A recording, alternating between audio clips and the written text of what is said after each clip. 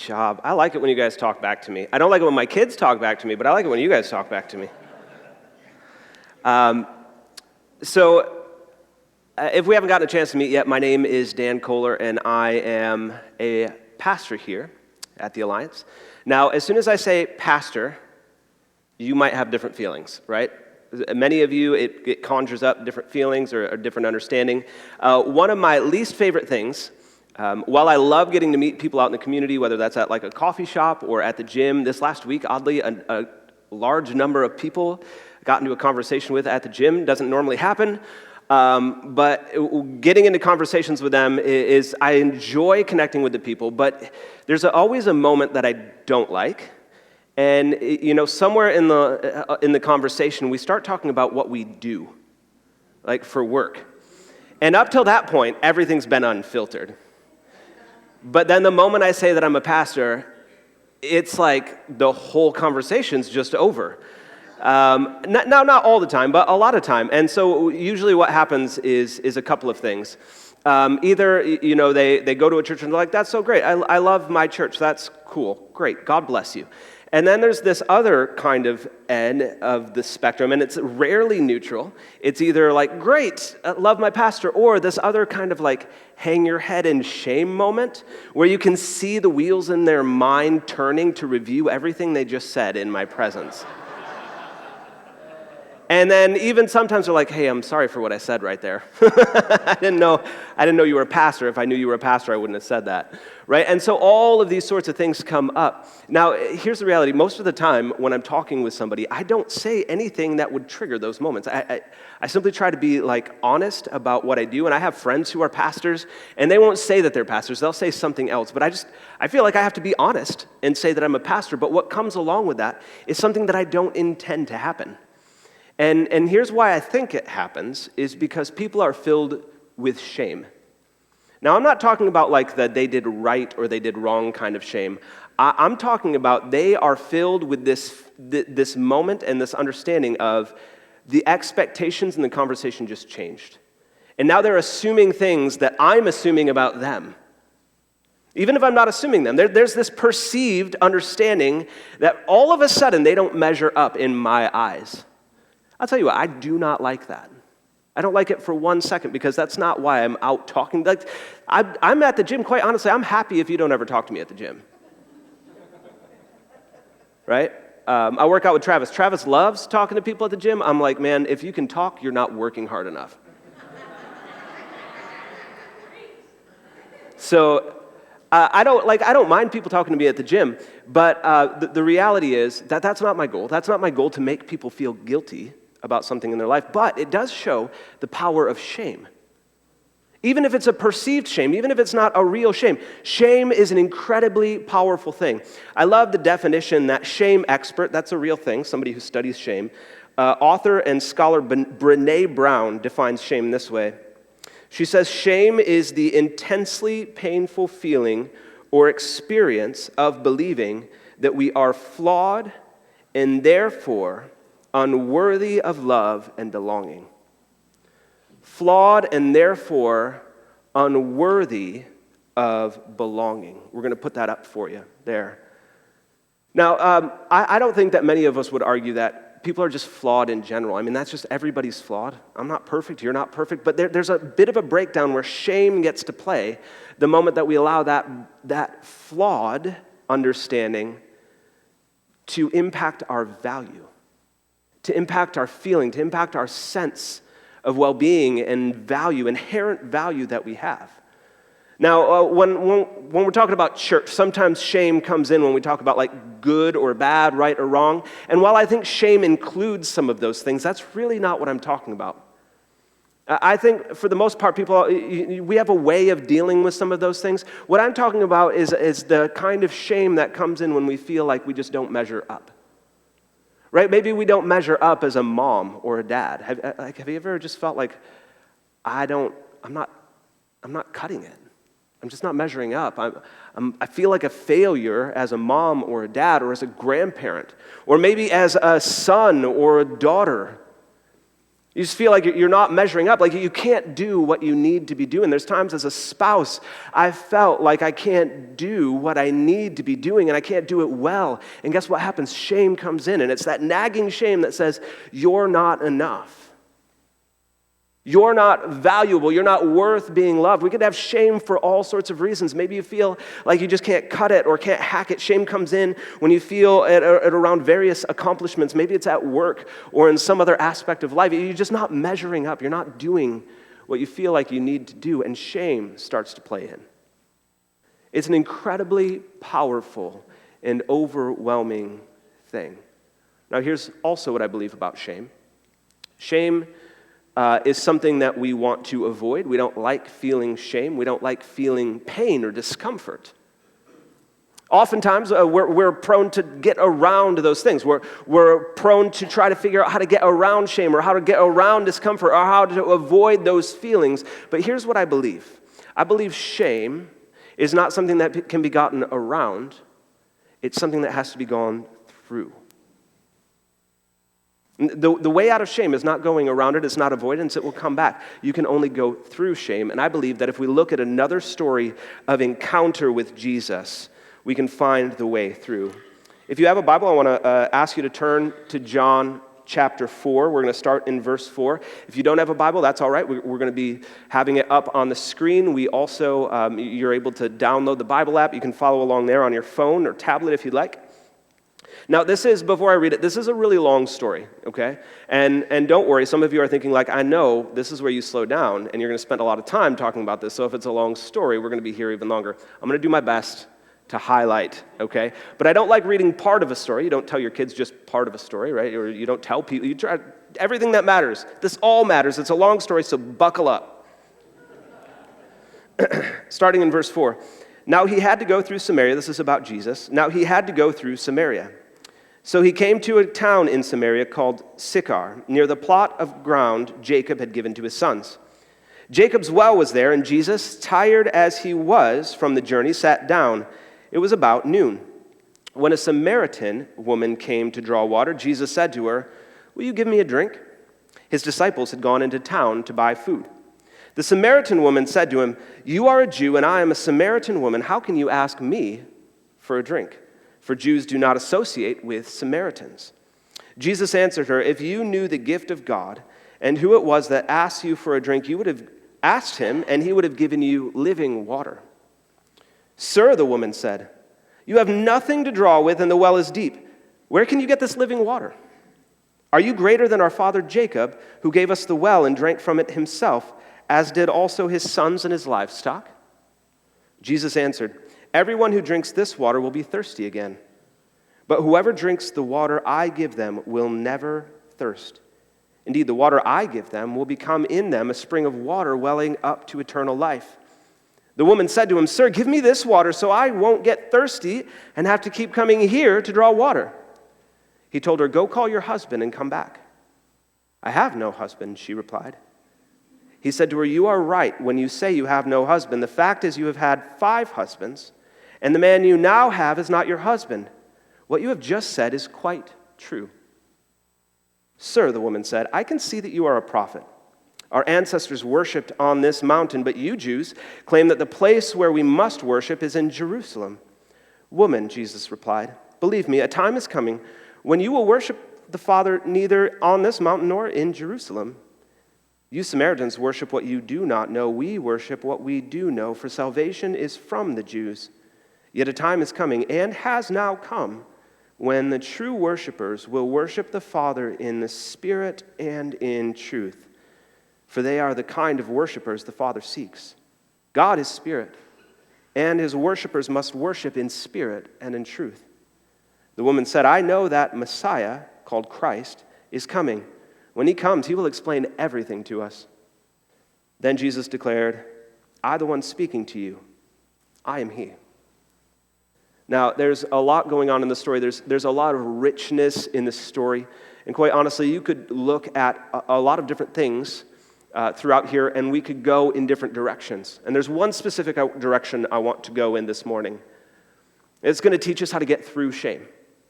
And I believe, just up front, I believe that you can only get through shame by experiencing the love and mercy and grace of Jesus. I truly believe that, because everything else in our life is just going to end up being chasing this avoidance of a feeling or proving that feeling wrong. You know, one of the most powerful motivators in our lives is proving other people wrong. There's a more powerful motivator, and we're going to see it in a moment. Jesus, we read, had to go through Samaria. Now, if you look back where Jesus was and where he's going, there's other ways to get where he was going. Okay, so Jesus, the text here, the story, is not saying that Jesus had one path that he was able to go to get where he wanted to go. They walked. Jesus was walking. He could go anywhere he wanted. He could go in circles. Okay, he could go in a curvy line. He could go one route. He could go another route. There were different routes Jesus could take between the two locations he was in. So the author of this, John, one of Jesus' closest disciples, tells the story. He was with Jesus as they were traveling. In fact, if you look at the different paths Jesus had to go, he went the longer path. Now, I'm guessing John himself was thinking, why are we going this way? And maybe Jesus said, I have to go this way. Now, whether it was a prompt from the Spirit or Jesus just knew the mind of his Father, had to signifies that there was something waiting for him he knew was there. He knew God had set something up for him, and if he followed this path, he was going to find that thing. Now, as they go this route, because they have to, there's an urgency, there's just a prompting to it, there's just a knowing this is the way he has to go. And as he's going by Samaria, there's a little town called Sychar, and outside of this town, there's a famous well.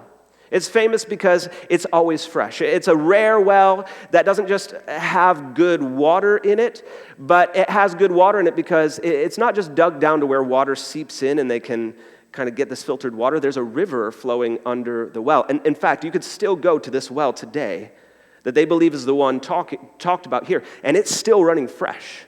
You still draw good water out of it and drink from it.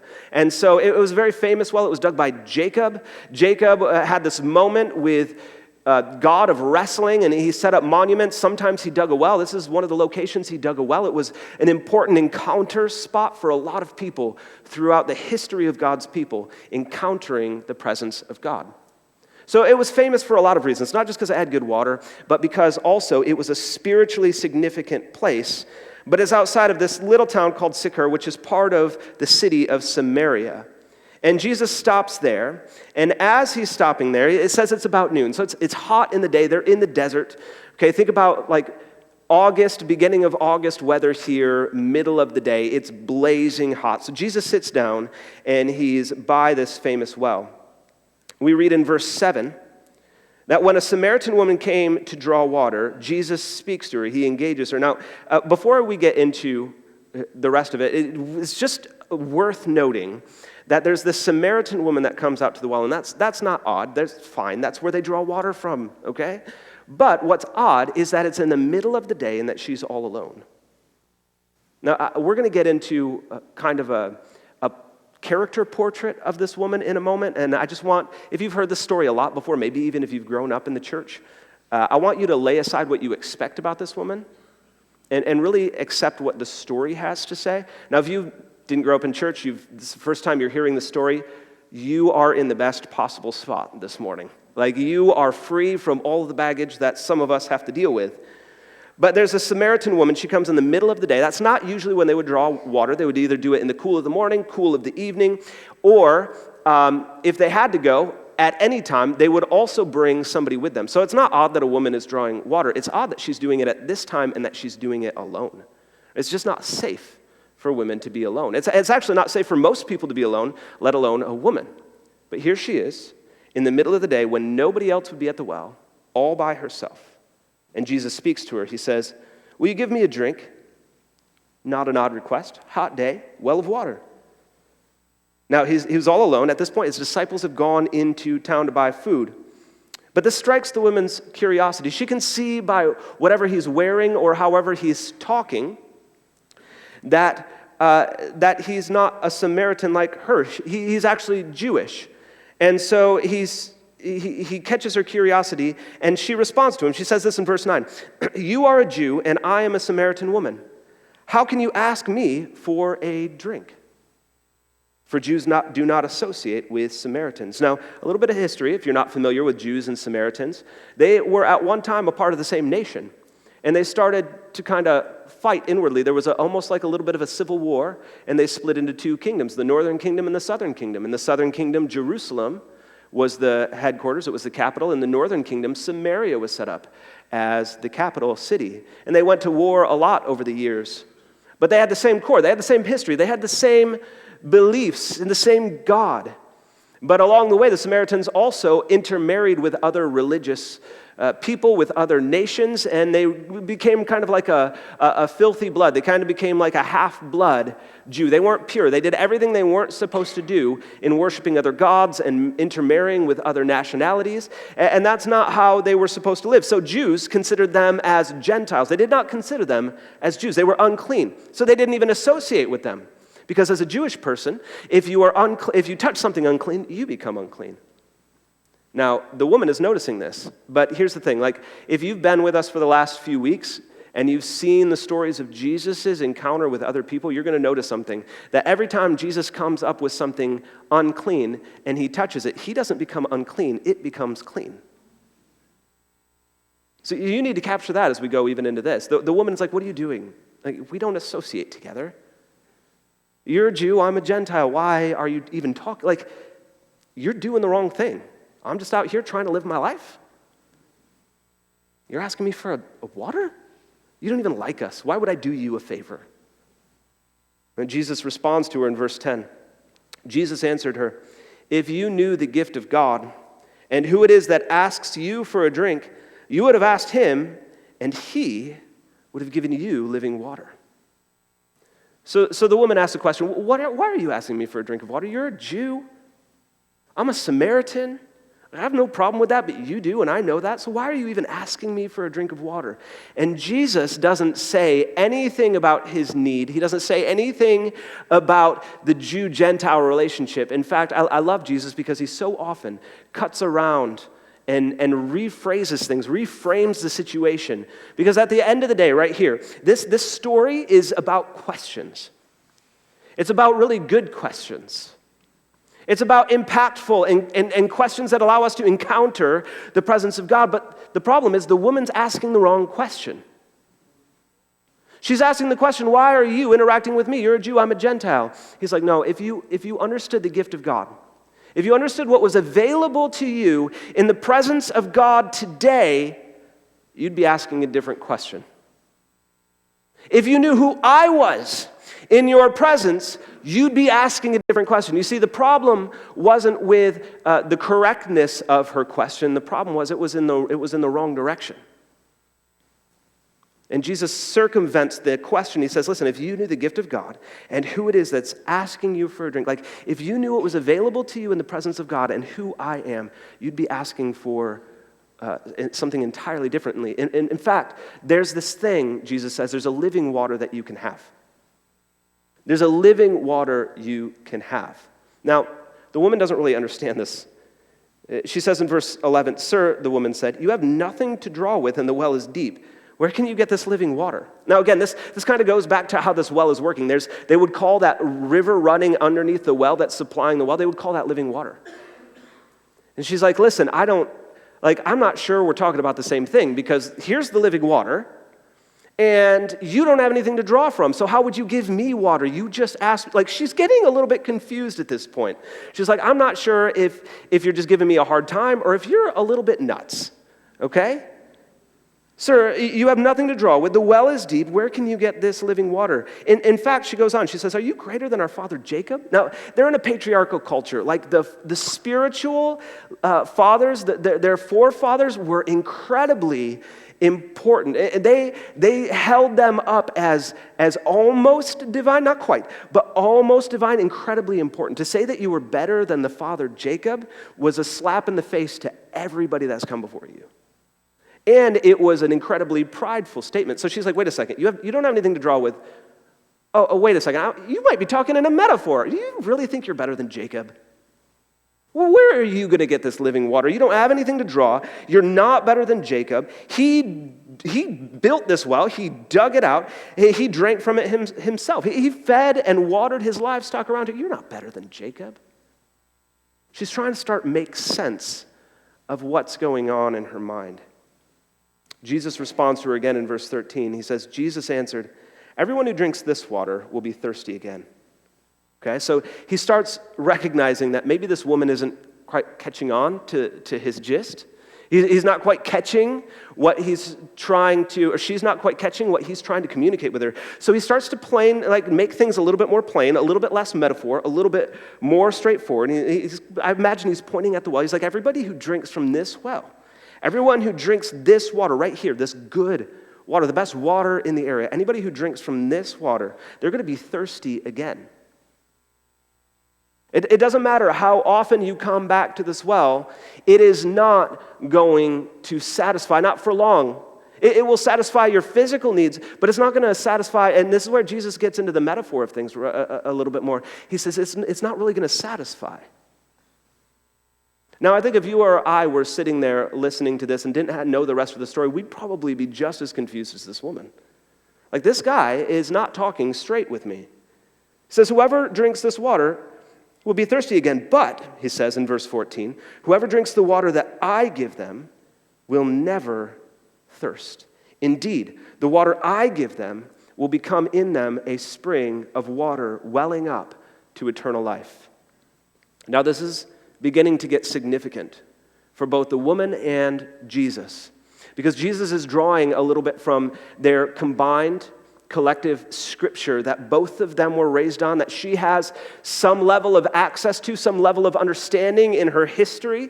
It's the Jewish scriptures, and they were built on the Jewish scriptures as well. At some level, she understood this. And in fact, scholars believe that Jesus is alluding to a passage from Jeremiah 2:13. It's not going to be up on the screen. I just want you to take it in. In Jeremiah 2:13, the prophet Jeremiah was called the weeping prophet because there was a whole lot going on during his time. But he kept going back to God's people and saying, listen, you're straying from God. You need to come back to God. You're going to be destroyed. You need to come back to God. And he says this in Jeremiah 2:13. My people have committed two sins. They have forsaken me, the spring of living water. This is God speaking through the prophet Jeremiah. He calls himself the spring of living water. And then he goes on to say, and have dug their own cisterns, broken cisterns that cannot hold water. So here's the moment where things are starting to come together. Here's the moment where Jesus is starting to draw the reality of what's going on with the metaphor of who he is and what's available if she were asking the right questions. He says, listen, this water is just like any other well that you would dig. It satisfies for a season. And then he says, but if you were to ask me, I would give you a type of water that would spring up in you. Oh my goodness, it would be like a living water welling up. It would just continually well up and you would never be thirsty again. And he kind of reaches back into their history and he pulls out this Jeremiah passage and he's aligning himself with the living water that God calls himself. And he starts to speak into the reality of her life and it's like, listen, we're going beyond this well now. We're talking about all of the cisterns in your life that you've been digging and looking for satisfaction. But at the end of the day, they're all broken cisterns. They're leaky. They don't satisfy. You could fill them up time and time again, or you could dig a new one to hold the water, but there's a crack in it. It's fundamentally not going to work. And you're going to be dissatisfied. You're going to be disillusioned, and you're going to even start to question the water. Like, is this working? What's the point of it? Jesus is starting to speak beyond the well and starting to look at her own broken cisterns in her life. Now, the story continues to unfold. He says, listen, if you came to me, you could have potentially this water that wells up in you to eternal life. And now the woman really likes this. So in verse 15, she responds, Sir, give me this water so I won't get thirsty and have to keep coming here to draw water. All right, so Jesus is doing his best to connect the dots. Okay, he starts a little bit more abstract, and she's not getting it. So he gets a little bit more concrete. It's still metaphor. He's still speaking into her life, but she's like, okay, I like this idea of living water. Where do we get that?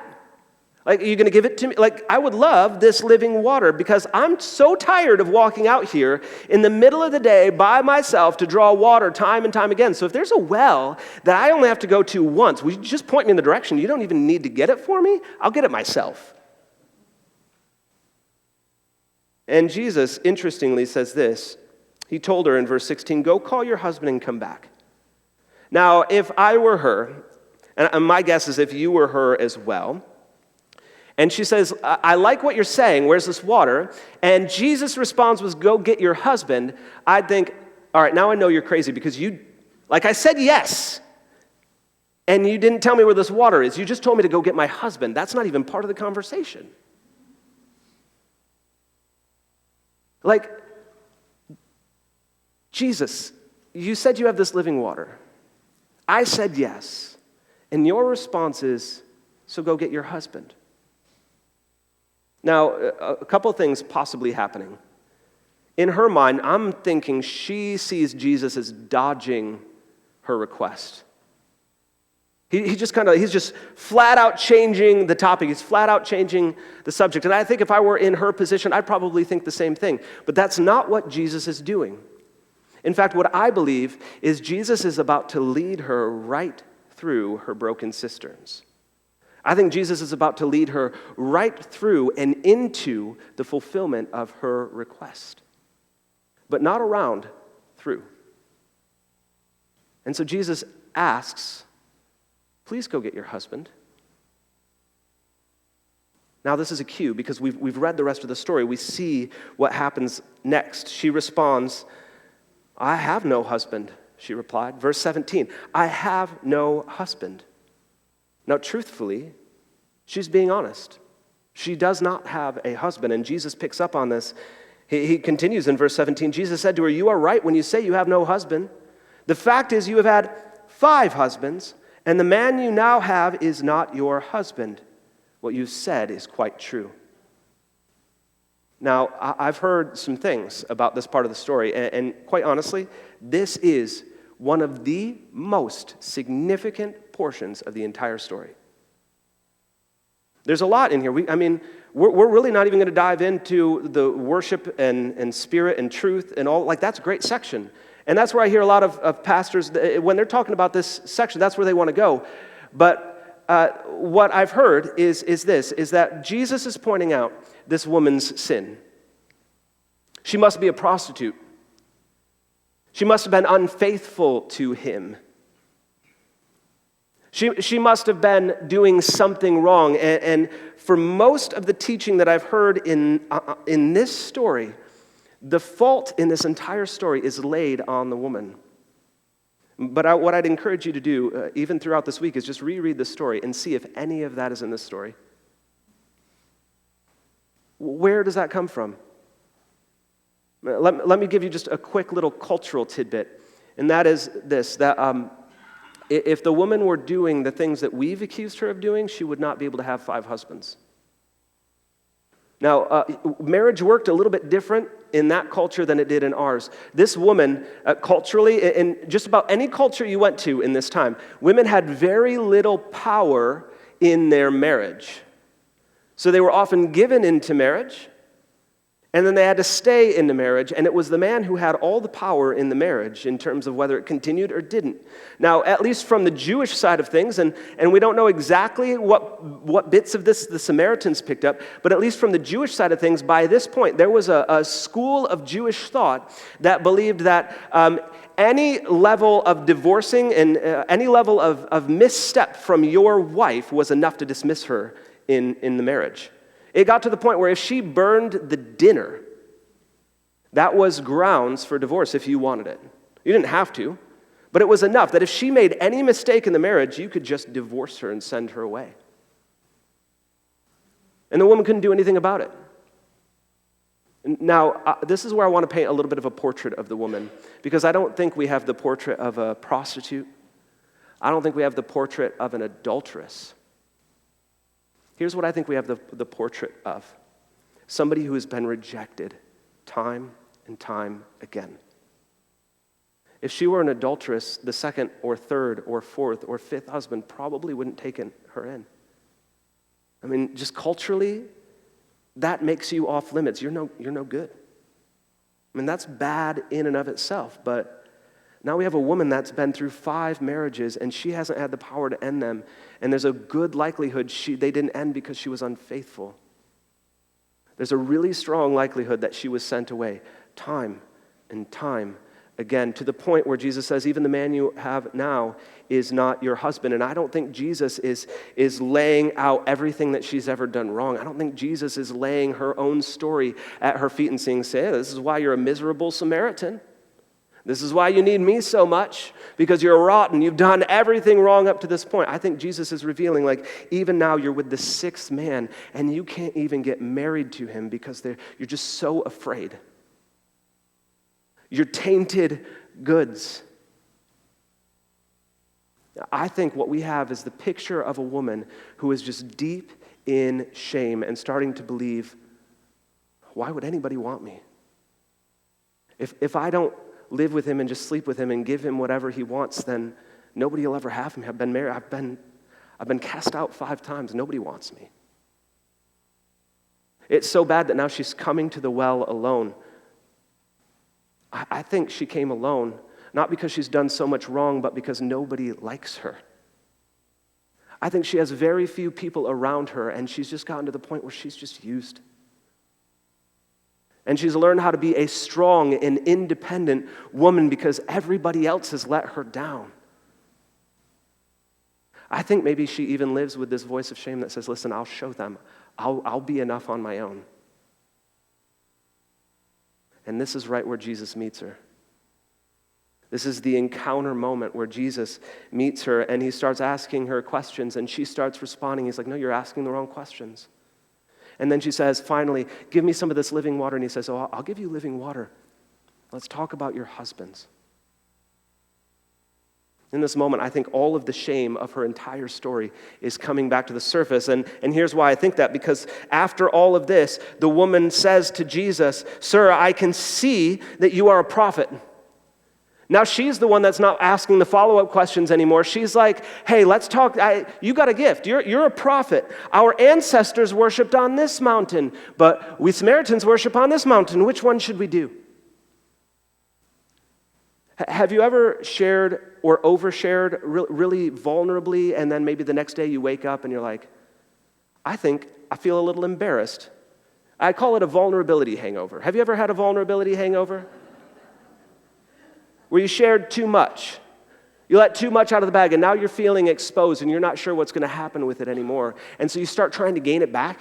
Maybe you start saying that things that you said weren't true or weren't accurate or weren't the full picture. Or maybe you just try to avoid the conversation altogether, and the next time you talk with that person, you're like, so that weather, right? I mean, what a crazy thing going on in the atmosphere. And so this happens to this woman, and she's like, okay, he knows everything about me. He knows why I'm here alone. He knows my past. He knows how many times I've been moved out of the home. He knows how many people haven't wanted me around. He knows that I don't make a good wife. So she's like, you're a prophet. So there's a debate. We got this debate going on. It's about worship. And she just Jesus wasn't trying to get around the issue. Jesus was going to go right through the issue. And now she sees the issue and she's like, no, I'd like to go around, please. I'd like to back up where we started. Maybe I could get you that water now? Still want that water? Maybe we could just, avoid this whole thing. So she goes into this ongoing debate that's been decades, generations old. It's generations old about where the right place to worship is, and Jesus responds to her. He talks about there is a time coming when we're not going to worship on any mountain. There's a time coming, and he says it's even now, meaning it's in her presence right now. There's a time when you can worship God with all that you are, and where you worship doesn't matter, but that you worship who he is. That time is not just coming, it will come, but it is also here. It's in the presence of Jesus. What Jesus is signaling here is, let's go back to the conversation, because there's a moment of encounter for you to have right now. Jesus does it eloquently as well. He deals kind of with her question, but gets to the heart of what's really going on. I love it when people can cut around debates that are just stupid debates. I think 100% of debates are usually stupid, okay? Don't argue with me on that. It's a dumb argument. Okay? Just accept it. It's fine. And he cuts right around it, and he gets to the heart of what's going on. He gets to the reality of what's going on, and he brings her back to this place of encounter. He says, listen, there's a moment of encounter, of worship in the presence of God, and it doesn't matter whether you're on that mountain or this mountain. Salvation is coming from the Jews, and I imagine that at the beginning he was pointing at the well, and now he's like, salvation's coming from the Jews. He's not saying that the Jews are right and they're wrong. I mean, he is in a sense, but he's also pointing to himself and saying, are you getting it yet? There's something greater in your presence right now. I have this living water. I'm asking you about your husbands, and their only way to get the water is to go through and come to me. You want the wellspring of life? You're not going to get it by going around the shame. You're not going to get it by proving the shame wrong or living in response to it one way or another. You're going to get it by going through it to the person of Jesus. And so she responds to Jesus. The woman says in verse 25, I know that Messiah called Christ is coming, and when he comes, he will explain everything to us. You see, they had this common understanding from Scripture that there would be a deliverer, and the Samaritans believed that when that deliverer showed up, he was going to explain everything. He was going to be the ultimate truth teller, and everything that he revealed would be true. He wasn't going to bring political liberation to them. He was going to bring truth to them. And so she starts to have this recognition. She says, I know that the Messiah is coming. And at this point, I think she's starting to get a little bit hopeful. She's starting to put all the pieces together and get hopeful. And she says, I know he's coming. And when he comes to us, he's going to tell us everything. She's realizing that just happened. And Jesus' response to her is this. In verse 26, then Jesus declared, I, the one speaking to you, I am he. I'm the one who reveals everything. I'm the one that you're looking for. I'm the one that you've been waiting for. Everything else was a broken cistern. Everything else was an avoidance or a circumventing, an attempt to navigate around the pain and shame of failure. And Jesus goes all the way through all of these questions, through all of these corrections, through all of these metaphors, and he points to himself. He says, I am the one you're waiting for. I'm the place, the only good cistern. It doesn't matter how many times you draw or fill or come to the other sources of water, they're never going to satisfy. I'm the one you've been waiting for. And I think the woman feels this. Down to her very bones, I believe she feels this. And for the first time, I think she doesn't feel rejected. And I don't know how many years, I don't know how many times she's been rejected or been so close to true love before, and now she gets it. A pure, unadulterated love, somebody that's willing to be with her, even though he knows everything about her life.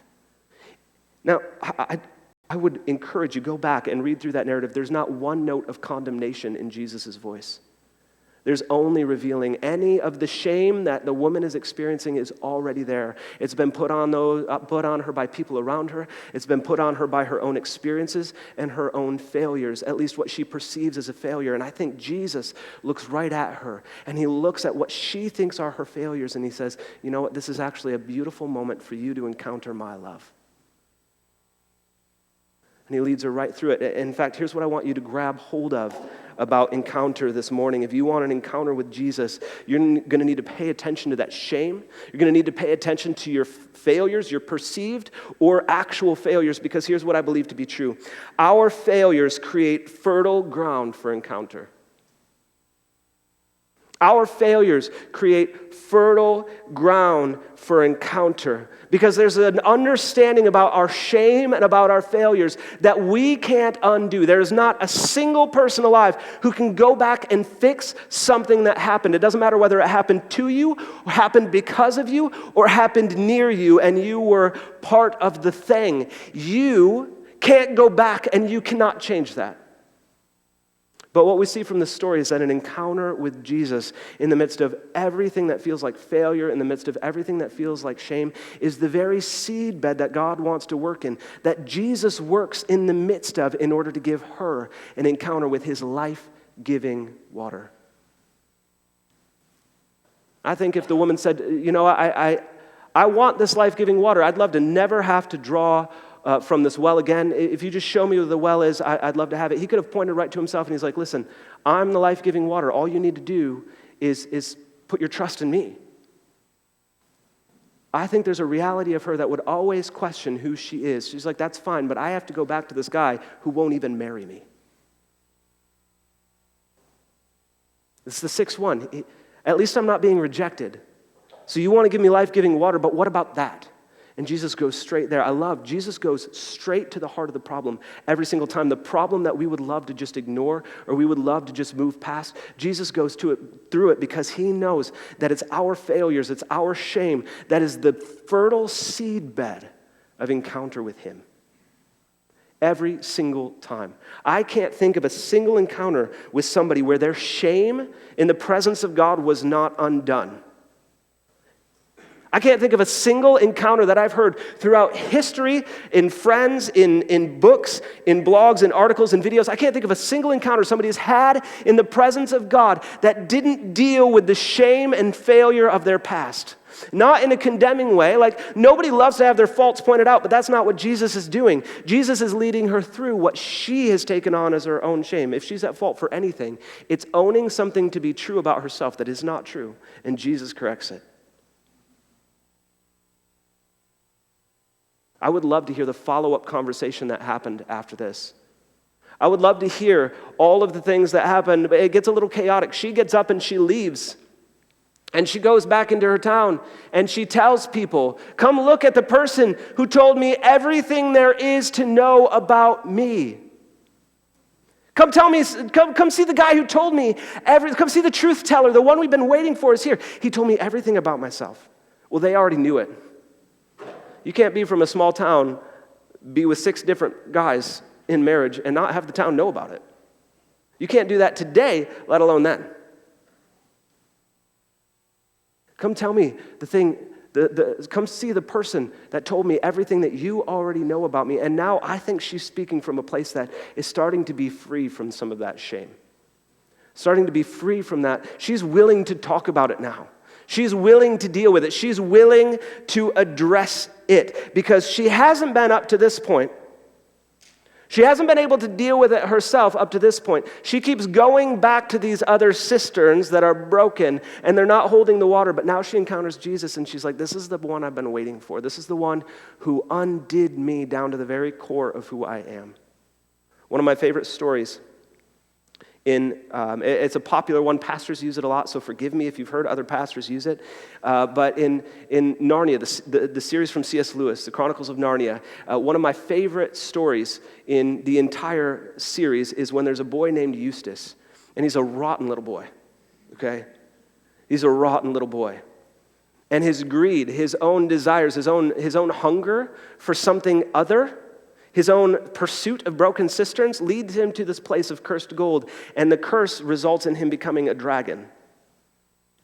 And finally, he has this encounter with the lion, Aslan, who represents God in Lewis's stories. And when Aslan encounters him, Eustace is trying to claw off all of the scales. But it's not working. And here's an excerpt from it. You're just going to have to listen to it. I think it's too long. I don't think I put it up on the screen. This is Eustace retelling the story to his friends and cousins. He says, so I started scratching myself, and my scales began coming off all over the place. But just as I was going to put my feet into the water, I looked down and saw that they were all hard and rough and wrinkled and scaly, just as they had been before. Then the lion said, but I don't know if he spoke it. If you will have to let me undress you. I was afraid of his claws. I can tell you, but I was pretty nearly desperate now, so I just lay flat down on my back to let him do it. The very first tear he made was so deep that I thought it had gone right to my heart. And when he began pulling the skin off, it hurt worse than anything I've ever felt. You see, that's what the revelation of Jesus can do when it cuts through the shame. An encounter with Jesus, I promise you, is the most life-giving thing you can ever have an experience of, but it can also be one of the most painful things you will ever walk through. Because it will cause us to go into those places that we've avoided time and time again. This story is a story about questions. It's about the woman's question that she's been having leading up to this point of, will I ever be enough? Will I ever have value? Will I ever be lovable? And it's about Jesus' questions of, you're asking the wrong question. Why don't you ask me the right question, and I'll give you what you've been seeking? And then the woman asks another wrong question. You Jews say we should worship on that mountain. We Samaritans say you should worship on this one. Which is the right one? Jesus is like, you're still not asking the right questions. Where's your husband? I don't have a husband. Now we're getting to the heart of it. Now we're getting to the painful tearing. That is it's the only way that we can have this true encounter with Jesus. She has to walk right through the pain. Friends, you and I, if you want an encounter with Jesus, you want to dip your feet into the life-giving water of healing, you have to let Jesus tear you open and lay you bare. And you will have what so many people before us have just described as waves of liquid love washing over you. Lapping over your body, over your heart, over your mind, over your shame, over your failure. We can't get around our failures. We have to go through them. And the only way to go through them is with Jesus. And to have these kind of encounters, I want to challenge us this morning that we need to be asking the right kind of questions. I want to give us a few questions that we can ask over the course of this next week that can help lead us to an encounter with Jesus. The first one is simply this: what am I looking for? The woman thought she was looking for water from the well. She thought she was looking for love or acceptance from somebody who would truly love her. And she thought she might find it in the next marriage or the next marriage or in the next guy. But it wasn't until she encountered Jesus that she found what she was truly looking for. Jesus, for some reason, he doesn't reveal who he is until the woman starts to ask the right questions. Okay, Jesus, there's this living water. Where is it? Okay, let's go to the next level. Let's go to the next level. We have to start asking the right questions. And the first one is, what are you looking for? What are you truly looking for? I think to do this, you're going to have to start maybe examining some of the broken cisterns you've had in your own life, where you've lived in response to some voice of shame, where you've lived in response for good or bad. You've lived in response to the voice of, like, I'll show you. I can be enough on my own. Those are responses to the voice of shame. You see, when we work through it, those voices don't get to play anymore. We have nothing to prove. And we don't have to be enough. We don't have to do enough. That's the work of trying to undo our shame. What are you looking for? What do you truly want? Until you get to that point of, where's the living water? Where's the true life? I'm going to let it all go. Where is true life? Where can I really find something that's going to satisfy me? Until we get to that point, we can't move on to the encounter with Jesus. One of my favorite and least favorite stories is from the founder of the Vineyard movement, John Wimber. And he went to a conference before he was a pastor or anything, before he had really truly encountered the presence of Jesus. And they were having, at the end of their sessions, they were having nights. And they were having nights where people would be prayed for, and they had the prayer people up front, just kind of like we do, and they were able to come forward, and they're like, if you want an experience with God, now is your time, come forward. And John went forward, and he got up to this guy, and he's like, what do you want? He's like, oh, I want what you guys are handing out today, I guess. And the guy looked at him, he says, you're not ready, come back tomorrow. Now, if somebody said that to me, I'd be like, I'm not coming back tomorrow, are you kidding me? You just hit on every single thing. You just hit on every rejection story I've ever had. Like, you just hit on everything that I feel has been true about myself, but nobody's actually said. You just confirmed it. I'm not ready. He came back the next night, and it happened again.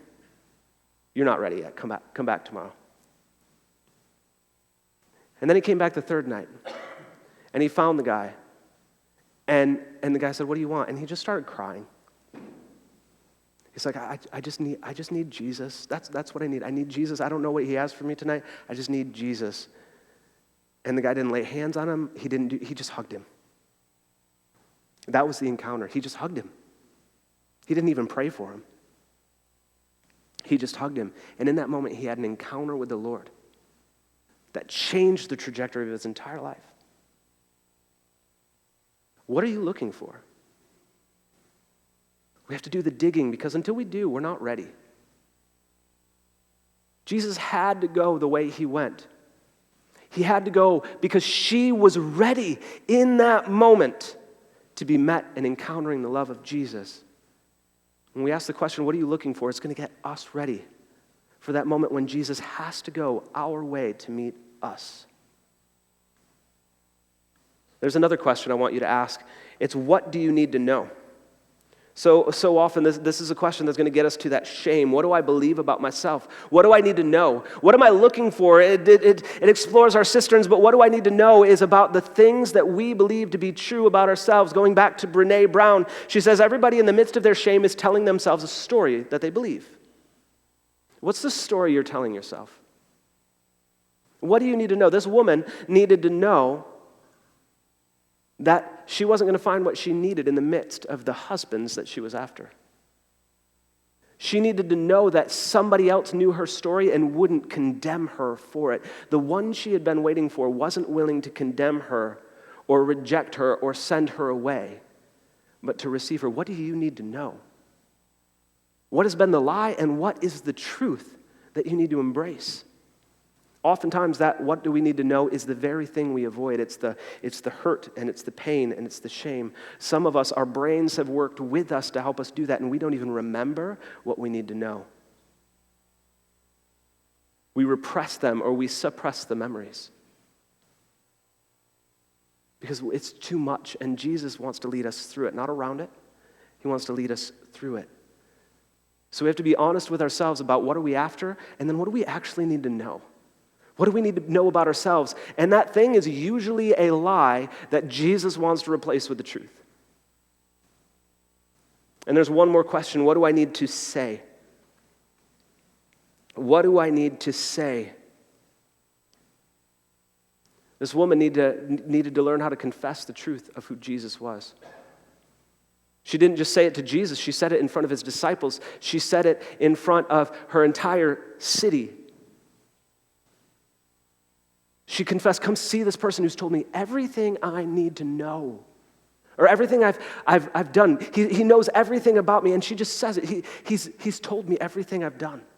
He's told me everything about my life. He's told me the deepest shame. There's an aspect of being led through shame and into encounter with Jesus that is confessional. It means you have to profess something with your mouth. It's a truth that you have to speak. Sometimes it's the truth Jesus is speaking over you. Sometimes it's a truth of who he is. It's a confession of who he is. It's a surrender to who he is and what he wants to give you in that moment. Until we go through all of this, we're going to be missing out on encounters with the presence of God because we aren't willing to go through our shame to meet Jesus. Jesus is the only person you can walk through all of that stuff with and have no shame ever, because he's the one who can heal it. You see, that's who we become at the end of this, is we become a healed people, not a perfect people, not a people with no past, not a people with no scars, but healed. We can gladly look at them and say, that was true. That was true. That's what I thought about myself. I thought I was a failure as a parent. I thought I was a failure in life. I thought I was a failure at love. I thought I was a failure. And Jesus is like, that's great, because that's the place of encounter. That's the place you get to encounter me, is in the place of your failures. And we get to say, that was me, but then I met Jesus. And there's some of us, I think, who have grown up in the church and haven't had that encounter yet. Because the church is a great place to try to look good. You don't get to meet Jesus by looking good. You actually get to meet Jesus by just airing your dirty laundry. You get to meet Jesus by opening up the closets and letting people see the skeletons in them and realize that out of all of the places of rejection that you could experience in the world, you won't find that rejection with Jesus. You will only find love, grace, mercy, and a Savior. You get to hear him say, I'm the one you've been waiting for. I am the Messiah. I'm your Messiah. I'm your truth teller. And in him, there is no condemnation. There is only freedom. There is only healing. There is only love. You don't have to live your life trying to undo things that have been done to you or that you've done yourself. You have to let Jesus undo them, and it will be painful. It will cut. It will go to the heart. There's no other way. I want to share with you one last thing before we end. We have a ministry in our church that Janine leads. We call them prayer appointments. Prayer appointments help walk you through this process I'm describing quite simply with somebody who will help you get there. It's an incredibly vulnerable time, but it's one of the most powerful experiences a lot of people have in this church. It's oftentimes people's first encounter with Jesus. And that's for people who have never known anything about Jesus or people who think they've known Jesus for a long time. We have prayer appointments. There's these moments that you can have sitting down with another confidential couple of people who will pray with you and help you meet the healing power of Jesus in the midst of your failures, your shame, and your trauma. I'd encourage you to check that out. If you want to find out more about that, there's a couple places you can go. You can go online to our website. You can talk with Janine. Janine, she just did our announcements. So if you don't know who she is, think back to too long ago, before I started talking. Think about her face. That's the person. Okay? Talk with her. Find out more about them. Because I believe Jesus wants to give you an encounter with himself. There's another place that you can have an encounter, and that's just, again, coming up to the people who want to pray for you, who want to help you experience Jesus, not because they're better than you, but because they know the love of Jesus. And if you knew the gift of God, and then he's standing before you today, you'd be asking something different. Let's pray.